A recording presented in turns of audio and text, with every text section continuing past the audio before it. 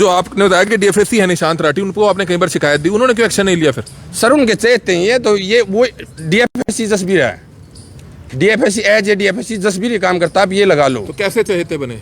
Sir वे वही पैसे का लेन देन है हमारे को, वो इतने दिन से पुराने हैं। मेरे को तब मौके पे भी धमकी गई, आ जाओ रोहतक सोनीपत वाला है, यहाँ नौकरी कैसे कर लेगा, मेरे एरिया में आ गया, मेरे एरिया में आ गया, मेरे हिसाब से चलना पड़ेगा। बड़ी खबर हरियाणा के करनाल से आप देख सकते हैं, जहां पर फूड सप्लाई विभाग में किस तरह से जो है गड़बड़ घोटाले पहले भी चलते रहे थे, लेकिन आज की जो खबर है अपने आप में ही हैरान कर देने वाली है। किस तरह से एक सीनियर अधिकारी ने, फूड सप्लाई के एक सीनियर इंस्पेक्टर ने एक इंस्पेक्टर के साथ ही जो है मारपीट की है। शिकायत कई बार दी गई लेकिन कार्रवाई किसी तरह की नहीं हुई है। और इस समय जो फूड सप्लाई विभाग के करनाल से जो इंस्पेक्टर है वो हमारे साथ मौजूद है। नवीन, क्या लगता है कि उस इंस्पेक्टर के खिलाफ, जिसका नाम आप बता रहे हैं, क्या नाम है, उसके खिलाफ कार्रवाई क्यों नहीं होती, ऐसी क्या वजह है? वो जी बहुत बड़ा है यहाँ, मेरे को 1 साल हुआ, वो 2006 बैच का, मैं 12 का सब इंस्पेक्टर लगा था, बाद में इंस्पेक्टर प्रमोट हुआ।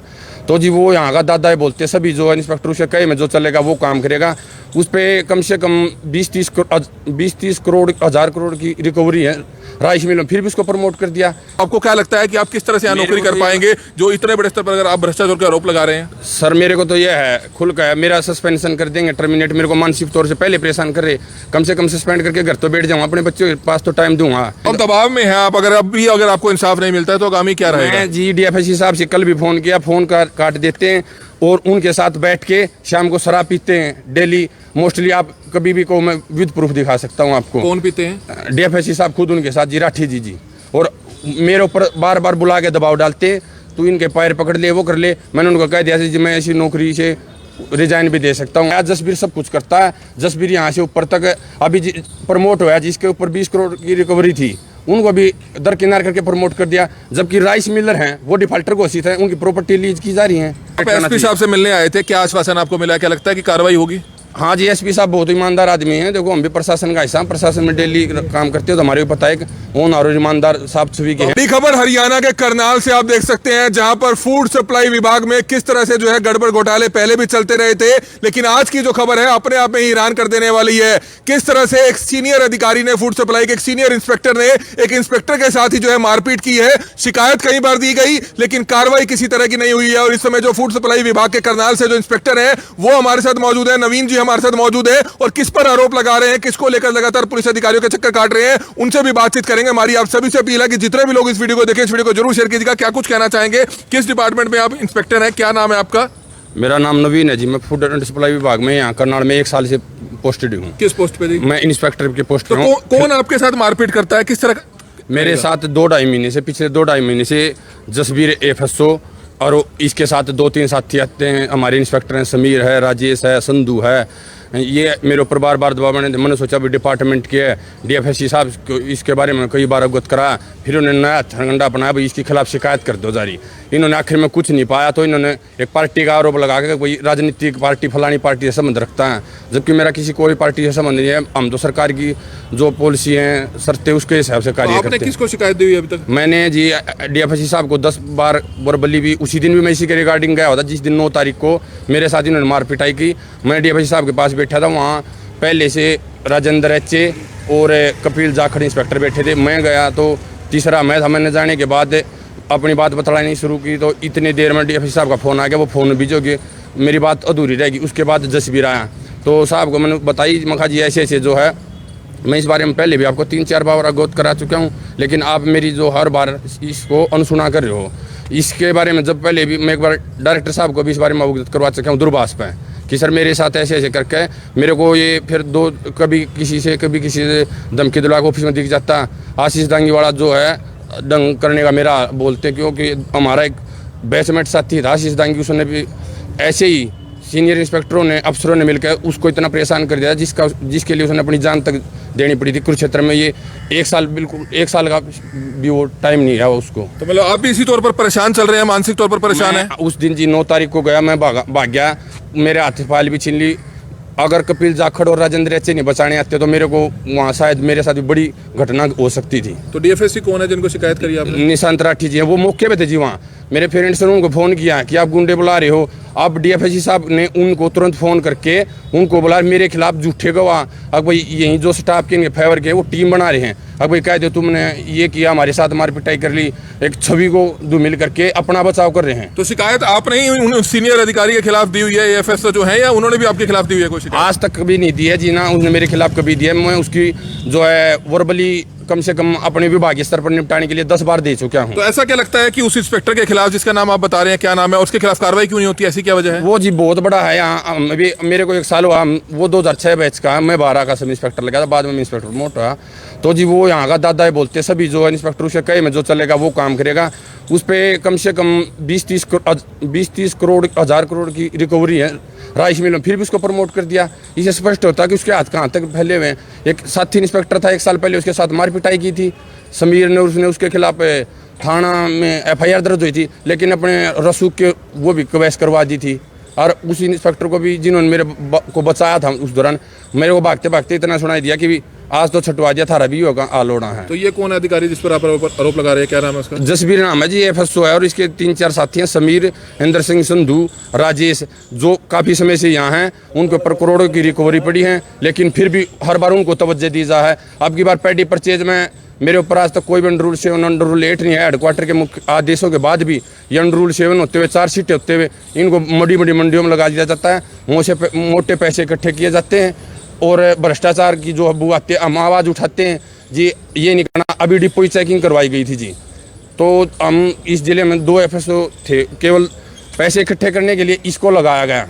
तो आप देख सकते हैं कि खाद्य आपूर्ति विभाग, जिस पर करनाल ब्रेकिंग न्यूज कई बार दिखा चुका है कि घोटालों का विभाग बनता हुआ नजर आ रहा है, जांच पर जांच हुई है, लेकिन आज तक कभी कार्रवाई किसी अधिकारी के खिलाफ नहीं हुई। करनाल में आटा घोटाला हुआ, बड़े प्रमुखता से हमने उस खबर को दिखाया कि किस तरह से सरकारी आटा एक एजेंट के पास कैसे पहुंचता है, जो किस तरह से आटे की तस्करी कर रहा था। नई पुरानी अनाज मंडी में जो है किस तरह से रेड पड़ती है, वहां पर सरकारी अनाज, सरकारी आटे की जो है हजारों लाखों क्विंटल जो है आटा वहां से बरामद होता है, लेकिन कार्रवाई के नाम पर आज तक किसी अधिकारी के खिलाफ कार्रवाई नहीं होती है। और अब खुद जो है विभाग के एक इंस्पेक्टर जो है एक बड़े स्तर पर जो है भ्रष्टाचार के आरोप लगा रहे हैं कि विभाग में जो भ्रष्टाचार है बड़े स्तर पर चल रहा है। तो आपको क्या लगता है कि आप किस तरह से यहाँ नौकरी कर पाएंगे जो इतने बड़े स्तर पर अगर आप भ्रष्टाचार के आरोप लगा रहे हैं? सर मेरे को तो यह है, खुल का है, मेरा सस्पेंशन कर देंगे, टर्मिनेट। मेरे को मानसिक तौर से पहले परेशान कर रहे, कम से कम सस्पेंड करके घर तो बैठ जाऊँ, अपने बच्चों के पास तो टाइम दूंगा।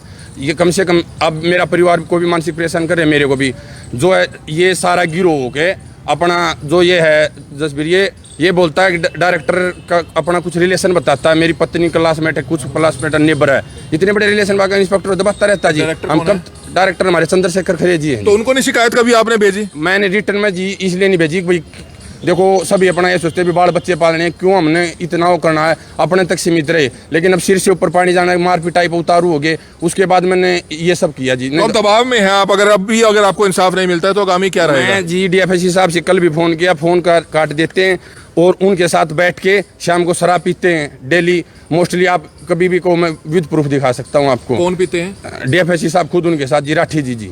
और मेरे ऊपर बार बार बुला के दबाव डालते, तू इनके पैर पकड़ ले, वो कर ले। मैंने उनको कह दिया जी मैं ऐसी नौकरी से रिजाइन भी दे सकता हूँ। आप बोले तो तरह का हालात। एक ये पूछना चाहेंगे, डीएफएससी विभाग में जो सेटिंग चलती है वो कौन कलेक्शन करता है, कैसे सेटिंग होती है और किस तक पहुंचा जाता है? सुनने में आया जी, क्योंकि इस सिस्टम का मैं कभी हिस्सा नहीं बन पाया था ना, मैंने इस चीज़ को कभी क्या, यही था मैं इसका हिस्सा नहीं बन पा रहा, इसलिए तो मेरे को परेशान किया जा रहा है। लेकिन सुनने में आया जसबीर सब कुछ करता है, जसबीर यहाँ से ऊपर तक अभी प्रमोट हुआ, जिसके ऊपर 20 करोड़ की रिकवरी थी उनको भी दरकिनार करके प्रमोट कर दिया। जबकि राइस मिलर हैं वो डिफाल्टर घोषित है, उनकी प्रॉपर्टी लीज की जा रही है।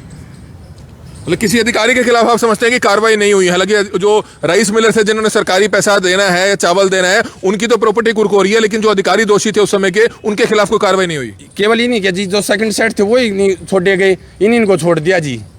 इस मिलर की भी गलती है जी, मिलर ने गलत कर रखा, मिलर को भी सजा होनी चाहिए, लेकिन ये भी जिम्मेवार बनते हैं, इनको भी होना चाहिए ना जी, ताकि आगे अब इनके मिल डिफाल्टर अब की बार इन्हीं ने फिर परचेज की, हेडक्वार्टर के आदेश थे उनकी भी अनसुना करते हुए हमारे को, हम सिस्टम के हिस्सा नहीं बने, मेरे ऊपर कोई चार्जशीट नहीं। तो आपने देखा कि सिस्टम का अगर आप हिस्सा नहीं बनोगे तो आप पर दबाव बनाया जाएगा। जिस तरह से खुद इन्होंने एग्जांपल दिया कि कुरुक्षेत्र में जो है डीएफएससी विभाग के एक अधिकारी थे, एक इंस्पेक्टर थे, उन्होंने किस तरह से सुसाइड अटेम्प्ट किया था, वो क्या मामला था, उस पर क्या चर्चा? वो भी जैसा ही था, भी उस मीडिया और पत्रकार और जो राजनीतिक स्तर पर सभी के पास गया था, वो भी ऐसे ही था जी। उसको भी कुछ खरीद वगैरह के एवज में पैसे डिमांड करी गई थी, वो इतने करने में सक्षम नहीं रहा। मैं और वो एक साथ सब इंस्पेक्टर लगे थे, एक साथ प्रमोट हुए थे। मैं जब उसका सुसाइड हुआ तो उसके बाद मैं कुरुक्षेत्र जाके एसपी से मैं खुद भी मिला था, और मेरे 8-10 साथी हमारे बैचमेट वो भी गए थे। फिर उस पर भी कोई कार्रवाई नहीं हुई। तो अब ये अधिकारी और ऐसे ऐसे कर्मचारी हैवी हो रहे हैं पूरे। तो क्या लगता है आपको भी उसी तरह का दबाव बनाया जा रहा है? बना रहा है सर, लेकिन मैं मेंटली सबका अपना अपना होता ना, मैं मेंटली स्ट्रांग हूँ। ये सोच रहे भाई ये कर देंगे, इन्होंने तो उससे ज़्यादा बद से बदतर हालात मेरे लिए कर दिए। तो डीएफएससी से जो आपने बताया कि डीएफएससी है निशांत राठी, उनको आपने कई बार शिकायत दी, उन्होंने क्यों एक्शन नहीं लिया फिर? सर उनके चहेते हैं ये, तो ये वो डीएफएससी जसबीर है, DFSC as a DFSC Jasbir ही काम करता है। आप ये लगा लो। तो कैसे चहेते बने?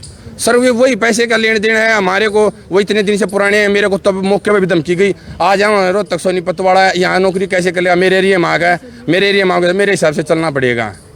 उसने जो गुंडे बुलाए थे उनमें तो 2 तो थे जी, एक करना नाम था, एक का विपिन नाम था। वो दोनों उसके साथ रहे। मैंने बाद में पता लगा भाई अगे इसके गिल्ला हरियाणा रहे, दारू फरी की दारू पीनी है। डिपार्टमेंट से ही है? नहीं, वो डिपार्टमेंट से नहीं। उसने जो 8-10 आदमी मेरे को बुलाए थे ना, जिन्होंने मेरे साथ मारपीटाई करी, फिर राजेंद्र एच और कपिल जाखड़ ने मेरे को छुटवाया था। तो वो 8-10 आदमी जो आए थे उनमें से ये दोनों शायद सरकारी। और कौन कौन लोग शामिल हो सकते हैं आपको इस रैकेट में लगता है? कि आपने डीएफएससी पर भी आरोप लगा दिए, इंस्पेक्टर पे भी लगा दिए, और कैसे चलती है सेटिंग? ऑफिस से कैसे सेटिंग का कारोबार चलता है? सर अभी परचेज आने वाली आप इसमें देख लेना। अगर जैसे किसी को नहीं लगाना तो भाई उसके खिलाफ 3-4 आड़तियों को कर देंगे, भाई तुम इसकी कंप्लेंट कर दो, या राजनीतिक मुद्दा बना देंगे, ये फलानी पार्टी का, ये फलानी पार्टी का है, ये उसके है, ये रोहतक का है, ये सोनीपत का है, ये जूनियर है। पैसा किससे लेते हैं? पैसा तो ये अपने आप जी जो भी है, क्यों मैं इस सिस्टम में प्रॉपर हिस्सा नहीं बन पाया ना। मैंने अब की बार भी पेडीएम खरीद की ना, मेरी ड्यूटी लगाई। तो ये जो भी है जी, जिससे भी करते हैं अपने स्तर पर करते हैं, लेकिन पैसे का लेन देन करते तभी तो इतने चेते। नहीं तो एक ऑफिसर को तो सभी एक दृष्टि से दिखाई देने चाहिए जी, उसमें किसी के साथ कोई भेदभाव नहीं करना चाहिए, कोई आपसी कम्युनिकेशन हो, वो भी तो पर्दे से नीचे से। तो आप एसपी साहब से मिलने आए थे, क्या आश्वासन आपको मिला? क्या लगता है कि कार्रवाई होगी? हाँ जी, एसपी साहब बहुत ईमानदार आदमी हैं। देखो हम भी प्रशासन का हिस्सा, प्रशासन में डेली काम करते हो, तो हमारे को पता है कि ओन और ईमानदार साफ छवि के हैं। शराब के भी आरोप लगाए, कहाँ पर बैठकर शराब पी जाती है? वहाँ सीसीटीवी कैमरे भी होंगे, प्रशासन चाहे तो सब चेक कर सकता है। कभी ज्वेल्स में, कभी कहीं। अभी जिस दिन लोगों को मेरे साथ मारपिटाई की, उस दिन भी ये एक इंस्पेक्टर की गाड़ी में बैठ के गए साहब, अपनी गाड़ी में बैठ के नहीं गए। और मौके पे थे, मेरे पेरेंट्स ने जाकर फ़ोन किया, बोले भाई, बोले साहब नमस्कार, बोले नवीन फादर बोल रहा जी, गुंडे बुलाते आप, फ़ोन कट कर दिया जी। उसके बाद अब भी मेरे को देख सको, कल मैंने फ़ोन किया था, उसके बाद व्हाट्सअप से भी ब्लॉक कर देते हैं। आप कहाँ के रहने वाले हैं? मैं सर गोहाना सेक्टर 7 का मैं रहने वाला। क्या नाम है आपका? नवीन नाम है। आप कब भर्ती हुए थे इसमें? मैं उसमें जुलाई 2012 में एज ए सब इंस्पेक्टर भर्ती हुआ था। तो बहुत ही बड़ी खबर है। आपने देखा कि किस तरह से डीएफएससी डिपार्टमेंट के एक इंस्पेक्टर ने जो है किस तरह से अपने ही अधिकारियों पर जो है कई तरह के आरोप लगाए हैं, भ्रष्टाचार के आरोप लगाए हैं, करप्शन के आरोप लगाए हैं और मारपीट तक के आरोप लगाए हैं, लेकिन कार्रवाई के नाम पर कुछ नहीं हुआ आज तक। किस तरह से इनका कहना है कि गुंडे बुला लिए जाते हैं, मारपीट की जाती है, धमकियां दी जाती है, और जिस तरह के इन्हीं के साथी, इन्हीं के बैच के एक इंस्पेक्टर द्वारा आत्महत्या का प्रयास किया गया था, कुरुक्षेत्र का वह मामला था, उसी तौर पर यह भी दबाव में है। लेकिन इनका कहना है कि वे ऐसा कदम कभी नहीं उठाएंगे। हमारी आप सभी से अपील रहेगी कि जितने भी लोग इस वीडियो को देख रहे हैं, इस वीडियो को ज्यादा से ज्यादा जरूर शेयर कीजिएगा। Kamal media, Karnal breaking news, Karnal.